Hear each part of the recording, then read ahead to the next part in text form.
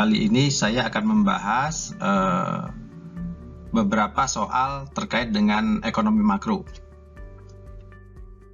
Soal pertama adalah, menurut Anda, apakah dampak dari semakin banyaknya ATM, ya, anjungan tunai mandiri, terhadap permintaan uang? Ya, kita sudah mengenal persamaan kuantitas uang, yaitu adalah jumlah uang beredar dikalikan dengan kecepatan uang, perpindahan uang, itu adalah sama dengan harga dikalikan dengan output, ya, output real. Nah, maka kemudian kalau kita balik persamaannya, ya, menjadi jumlah uang beredar dibagi dengan harga itu adalah merupakan permintaan uang, itu adalah sama dengan output dibagi dengan V, ya, di mana V itu adalah sama dengan 1/K. Jadi K itu adalah 1/V, ya. Jadi K itu adalah sebanyak apa orang ingin menahan uangnya, ya. Artinya permintaan uang itu berdasarkan adalah seberapa banyak K-nya, seberapa besar orang ingin memegang uang dari pendapatannya, dari Y-nya, ya. Maka di sini kita lihat kalau semakin banyak, ya, K-nya, semakin banyak orang memegang uang, ya, artinya permintaan uangnya makin besar, ya. Akibatnya perputaran uang makin kecil, ya. Nah, kemudian ketika kita memegang uang, ada biaya ketika kita memegang uang, ya. Mengapa? Karena di dalam suatu sistem perekonomian, ya, ada tingkat bunga yang harus kita pertimbangkan ketika kita memegang uang. Yang berikutnya adalah tingkat pendapatan, ya. Pendapatan biasanya kalau pendapatan makin banyak, ya, kebutuhan makin meningkat, konsumsi makin meningkat, maka permintaan uang akan meningkat. Sebaliknya berhubungan dengan tingkat bunga, ya, karena tingkat bunga itu memberikan imbalan atas uang kita ketika kita tempatkan uang itu di bank, maka semakin besar tingkat bunganya, maka semakin mahal kita memegang uang. Sehingga biasanya semakin sedikit kita memegang uang ketika tingkat bunga itu makin besar, ya. Gitu. Nah, maka dengan demikian, karena tingkat bunga itu bisa memberikan pengembalian yang lebih tinggi, maka kita akan berusaha memegang uang sesedikit mungkin, ya. Nah, sekarang dengan adanya ATM, ya, maka ini akan lebih memudahkan kita, ya. Dengan adanya ATM kita lebih mudah sekarang mengambil uang, ya, sehingga dengan adanya ATM sebagian besar uang kita akan kita tempatkan di bank, ya, sehingga permintaan uang menjadi turun, ya, karena dengan adanya sistem perbankan, dengan adanya ATM, maka kita akan mudah ketika kita sewaktu-waktu membutuhkan uang, maka kita akan bisa segera mengambil ke ATM. Jadi semakin sedikit uang yang kita pegang, artinya permintaan uang semakin turun. Yang berikutnya adalah soal terkait dengan perekonomian terbuka, ya. Contoh misalnya Indonesia adalah negara perekonomian terbuka kecil yang mempunyai produk minyak kelapa sawit. Ketika terjadi kenaikan permintaan produk tersebut dari dunia internasional, mengakibatkan permintaan atas produk kelapa sawit Indonesia itu meningkat. Akibatnya terjadi kenaikan ekspor. Nah, sekarang jelaskan pengaruh kenaikan ekspor tersebut pada tingkat tabungan dan investasi, kemudian pada neraca perdagangan, pada tingkat bunga, kemudian bagaimana pengaruhnya terhadap nilai tukar atau kurs mata uang rupiah terhadap mata uang asing. Kemudian kalau sekarang dengan kondisi yang demikian, berapakah biaya yang harus Anda bayar ketika Anda membeli produk dari luar negeri, misalnya Anda membeli komputer, ya. Kemudian berikanlah contoh suatu kebijakan yang harus dilakukan pemerintah agar nilai tukar atau kurs bisa kembali kepada tingkat semula, dan bagaimana pengaruh dari kebijakan tersebut terhadap neraca perdagangan, tingkat tabungan, investasi, serta tingkat bunga. Nah, ini adalah keseimbangan permintaan dan penawaran pasar pinjaman di perdagangan internasional, ya.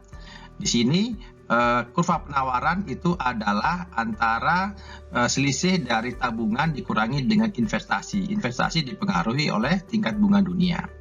Kemudian dari sisi permintaan adalah permintaan dari negara luar, ya, untuk melakukan perdagangan dengan dalam negeri. Ini adalah kurva permintaannya.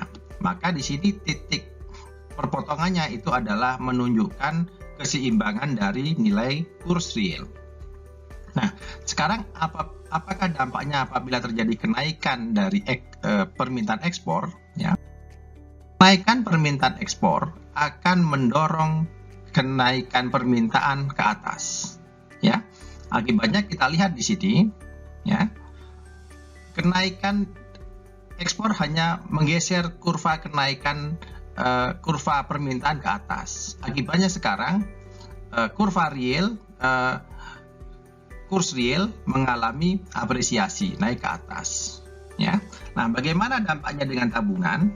Karena tabungan itu ditentukan oleh faktor output, ya, dikurangi dengan konsumsi, dikurangi dengan belanja pemerintah, maka tabungan tidak terpengaruh, ya, karena ini adalah negara terbuka kecil. Begitu juga dengan tingkat bunga. Karena tingkat bunga itu dipengaruhi oleh investasi dipengaruhi oleh tingkat bunga dunia. Kalau tingkat bunga dunia tidak berubah, maka investasi juga tidak berubah. Maka kenaikan permintaan ekspor ini tidak merubah neraca pembayaran, ya.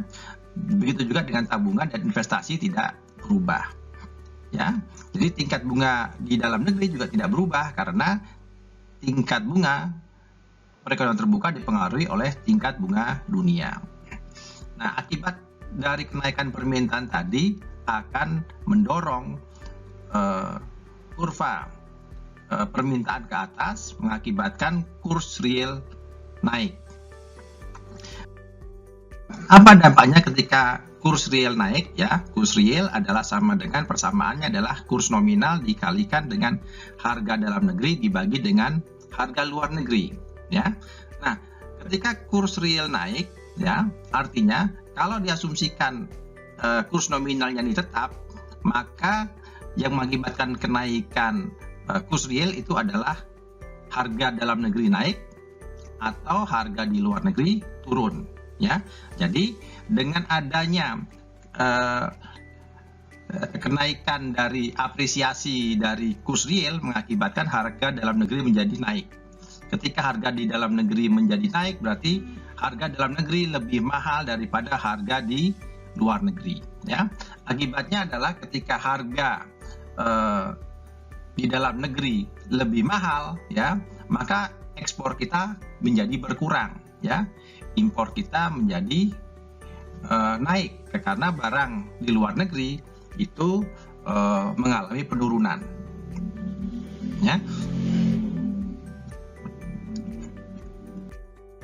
Berikutnya adalah bagaimana caranya pemerintah mengatasi agar kurs itu kembali ke titik semula, kembali ke kurs real semula. Maka untuk mengatasi hal ini, pemerintah bisa melakukan ini, ya, meningkatkan tabungan atau mengurangi investasi, ya.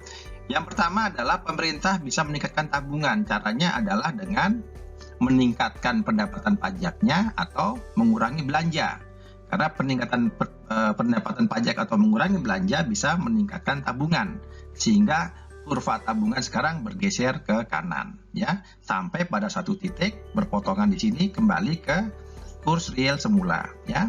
Sedangkan pengurangan investasi itu tidak bisa dilakukan oleh pemerintah karena tingkat bunga di sini adalah tingkat bunga dunia, sehingga ini tidak agak sulit pemerintah melakukan penyesuaian karena ini bukan pemerintah saja yang bisa melakukannya, ya. Baik, demikian kira-kira pembahasan materi soal kita. Sampai berjumpa di lain kesempatan.